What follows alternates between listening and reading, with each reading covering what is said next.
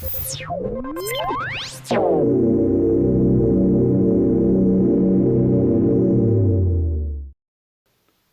to Real Whispers. On this month's episode, we're going to be talking about our top 5 films of the year so far, and then David and I are going to have a discussion about IMAX versus 3D. So we're over the halfway point in cinema this year, and David and I thought we'd share with you our top 5 favourite films of 2012 so far. After you. Okay, very quickly, it is The Avengers, The Raid, Martha, Macy, May, Marlene, The Muppets, and also Shane. You have to check your list though. Double checking, yeah. A few similarities then. I haven't seen Martha, Macy, May, Marlene. I love Shane, The Raid, The Avengers Assemble, and what else do I have? I'm going to have to check. The Muppets, and I really like Chronicle. Right, that's a surprise. Yeah, you didn't see that one coming. I saw Chronicle with you, and it was something that I thought, was perfectly decent. It had this sort of thing about it where everything was filmed through a camera, whether it's people's iPhones, the guy has his own camera, whether it's CCTV camera. I thought that was completely unnecessary. I agree. It was completely unnecessary, and it falls apart at the end because there's cameras, you don't know where the angles are coming from, and it doesn't make any sense. But I bought into it at a very early stage. I really did. I believed in Dane DeHaan's character and the troubles that he had, particularly with his father. And I really liked him. I thought he put in a great performance, really moody. And I found it very fresh. I thought it was a very fresh film. It has a really exciting set piece near the finale, save the very last scene, it's just terrible. But I really enjoyed it. It stuck with me a lot this year. Okay. And one thing that I really took from Martha, Macy, May, Marlene, which I haven't seen. It's a really tongue twister of a title, that one. Elizabeth Olsen. Fantastic performance, and it's something that really sort of stays with you after a chilling breakthrough. I think every director now wants to work with her. I'm not surprised that The Raid was in your list. Yeah. I think The Raid's awesome. I think it's my favourite film of the year. I think it's up there. Yeah, I do. I'll go with favourite film of the year because it's just a wonderful on-screen abuse. It's ultra violent, but it's choreographed magnificently. And I don't remember what the martial art is in particular, but directed by a Welsh guy who picked up on it, did a documentary on the martial art, and found Iko Uwais, who is amazing. He's so awesome in that film, and it's probably the best action film in years. I would think so. Yeah, in terms of if you really want that kinetic energy to be hit at you, and you think, "Oh, are people really doing this?" But in a good way. I'm squeamish, so I scream at the screen quite a lot. Yeah. Shane, we went to see together at Phoenix Square in Leicester with a really interesting talk, Q&A with Steve McQueen, the director. I loved Shane, mainly I think performance-wise. The content's really good, the abuse of the body, and all the sex was very hardcore. Yes, I was going to say it had a dreamy feel to it. I was hypnotised by the look of the film. Beyond performance. Wonderfully designed. And there's a shot when he's running down New York, and New York, I don't know how they go away with it down the street, and he's running and it's tracking. And I really like those long shots in the film and how well the cinematography is brilliant. New York is a film for filmmakers and film lovers. I'm sure they were able to show yeah. But it's still impressive. It's very impressive. Especially for a British film, which is what it was. And the Muppets were terrific. I love the Muppets.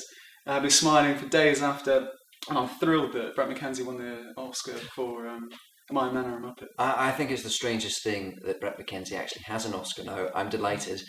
You know, if I was to analyse the Muppets that deeply, I'd probably start being able to pick it apart. It's the feel-good factor. That's why it's in my top 5. It's brilliant. I loved it. I really, really enjoyed it. And The Avengers Assemble, of course. It's brilliant. Enough said. So that's ours. We'd like to know your top 5 films, so please tweet us them.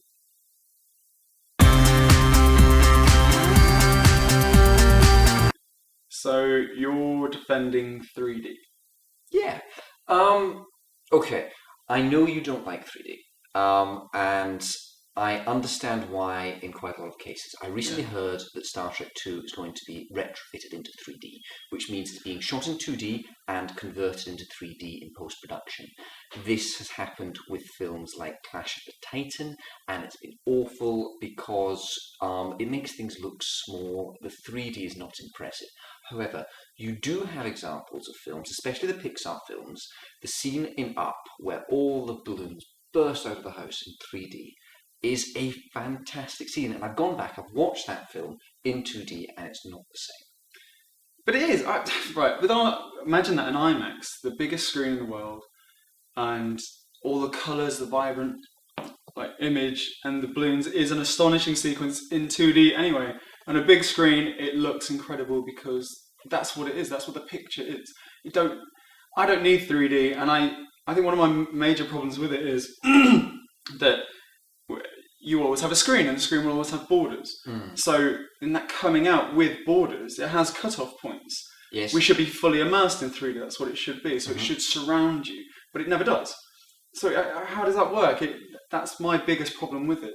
When we were watching Prometheus, which was shot in 3D and designed for it, I don't see what it added to it. I think 3D is something that you should be aware of all the time because that is what it is, and I wasn't aware of it. Maybe that's good use of 3D, there's a depth there that I'm unaware of, but so what's the point? Well, in films like Avatar or Hugo, when it's using the 3D, I didn't notice that cut-off point. It was not something that ever bothered me. I think there was even a scene in 3D, and I was annoyed at myself that was happening. In Avatar, when Sigourney Weaver comes out of her pod thing, I got the brief sensation that she was in the room, and that was weird, but it sort of, the film had me at its mercy, I suppose. One other thing, you mentioned IMAX, and I love IMAX, but 3D is more accessible than IMAX. You mentioned the sort of the biggest screen that you can possibly get. A lot of IMAX that you get, certainly in this country, isn't true IMAX. It's a smaller screen than it should be. It's digital IMAX, which is cheating slightly. Whereas you can get 3D in virtually all cinemas around the country. But it's a wonderful, massive screen, and the picture looks incredible. Dark Knight Rises is coming out where it's been shot on an IMAX camera, some of the scenes, and to look at those in highest definition, it surrounds you, and that is immersive cinema to me. I don't need 3D, I just need a wonderfully shot film that surrounds you. No, you're absolutely right, and I'm sure The Dark Knight Rises is going to be completely immersive, because The Dark Knight was. However, I don't think Hugo works in the same way as The Dark Knight. I think Martin Scorsese is doing new things with cinema, in the way that a frame is shot, in the way that he's interacting with the sets, in the way that the characters of the special effects are moving. I think films that are properly shot in 3D, there's a whole new thing going on, which won't translate as well when you watch it again in 2D afterwards. But if the story is good and everything, and it's designed well anyway, it is still cinematography. And I hate wearing 3D glasses. I believe that cinematographers, they lose a bit of their light foot candles from using 3D because it takes away some of the colours. It dims it, which is a problem massively, especially if you retrofit. Now, you mentioned the two films there, Avatar and Hugo, probably the better examples of 3D, but what about everything else? How are you going to defend them? I think 3D sells, and I think that people are just using it just to make money, and it's not for me. I think it's absolutely there to make money. In terms of just the history in Hollywood in general, when they have things to compete with. So in the 1950s, they had huge sales of television, so you start getting widescreen films. Hollywood will always react. We now are able to get digital projectors at home, huge widescreen TVs, Blu-rays at home. Hollywood has to do something different. But Hollywood did 3D decades ago. Yeah, I know. But films, and that's what it is. It's different today. There's more Hollywood. There's more Hollywood today. There's more 3D. Do you think it's the future of cinema?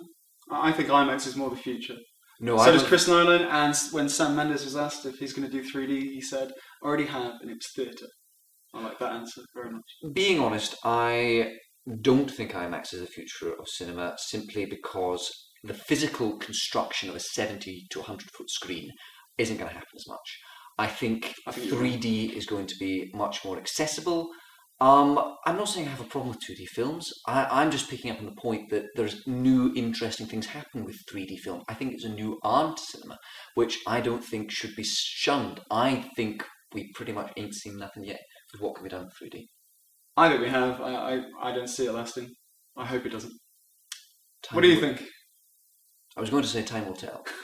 Tweet us, let us know. Thank you for watching. If you enjoyed that, make sure you subscribe to our YouTube channel. You can like us on Facebook, that's real.whispers, and follow us on Twitter @realwhispers. Tweet us your reviews and we'll retweet them.